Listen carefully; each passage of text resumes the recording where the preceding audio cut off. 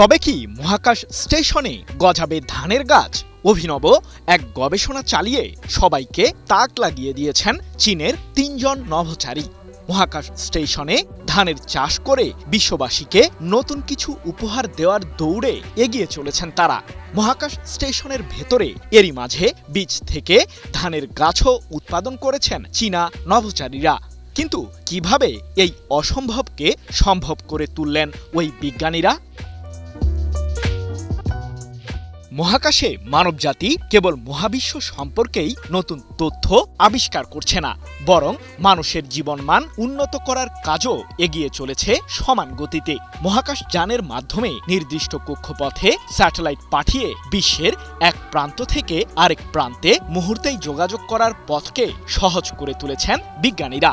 নিমিষেই আবহাওয়া সংক্রান্ত তথ্য পৌঁছে যাচ্ছে মানুষের কাছে। এমনকি চাঁদে মানুষের জীবনচক্রের খোঁজে হন্যে হয়ে বেরিয়েছেন নভোচারীরা।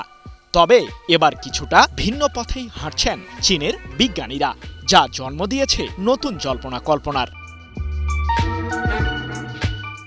বিজ্ঞান যে কল্পনার জগতের বাইরে গিয়ে বাস্তবতাকেই বেশি প্রাধান্য দেয়, তার উজ্জ্বল দৃষ্টান্তই তুলে ধরেছেন চীনের নভোচারীরা। মহাকাশে ভেসে থেকেই ধানের চাষ করে বিশ্ববাসীকে রীতিমতো অবাক করে দিয়েছেন তারা। চীনের তিয়াঙ্গং মহাকাশ স্টেশনে গত ২ মাসেরও বেশি সময় ধরে অবস্থান করছেন শেনঝৌ 2-3 মিশনের ৩ নভোচারী ঝু ইয়াংঝু, ঝাং ঝিওয়ান ও লাইকা ইং। চলতি বছরের ২৪ মে মহাকাশ স্টেশনে ধানের বীজ সহ অন্যান্য পরীক্ষামূলক উপকরণ নিয়ে যায় তাদের যানটি। সেখানে নিবিড় পরিচর্যার পর অবশেষে প্রথম ধাপের ধানের নমুনা সংগ্রহ বা ফসল কেটেছেন এই ৩ নভোচারী। ২ আগস্ট এক প্রতিবেদনে বিষয়টি নিশ্চিত করেছে ব্রিটিশ বার্তা সংস্থা রয়টার্স। তাহলে কি মহাকাশ স্টেশনে হবে ধানের চাষ? মহাকাশ স্টেশনে বীজ থেকে নতুন ধান এবং সেই ধান থেকে আবার নতুন বীজ পাওয়ার পুরো জীবনচক্রটি সম্পন্ন করার জন্যই চীনের ওই ৩ নভোচারী গবেষণা চালিয়ে যাচ্ছেন। এর মাধ্যমে জানা যাবে মহাকাশের দীর্ঘমেয়াদী পরিবেশ উদ্ভিদের বংশগতি এর উপর ঠিক কেমন প্রভাব ফেলে।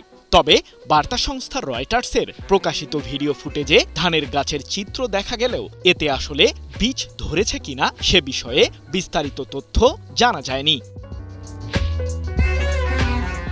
এদিকে ধান চাষের পাশাপাশি নিজেদের স্বাস্থ্য ও চিকিৎসা নিয়ে নানা পরীক্ষা নিরীক্ষা চালাচ্ছেন চীনের ওই ৩ নভোচারী।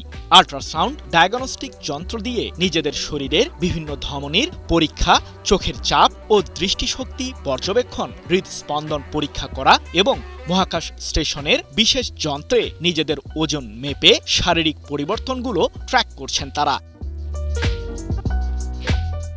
এছাড়াও মহাকাশযানের কেবিনের আলো কিভাবে মানুষের মন মেজাজ ও কাজের দক্ষতায় প্রভাব ফেলে সেটিকে ঘিরেও পরীক্ষার কাজ সারছেন তারা। পাশাপাশি মহাকাশ স্টেশনে নিজেদের ফিট রাখতে নিয়মিত স্পেস ট্রেডমিলে ব্যায়াম করছেন নভোচারীরা।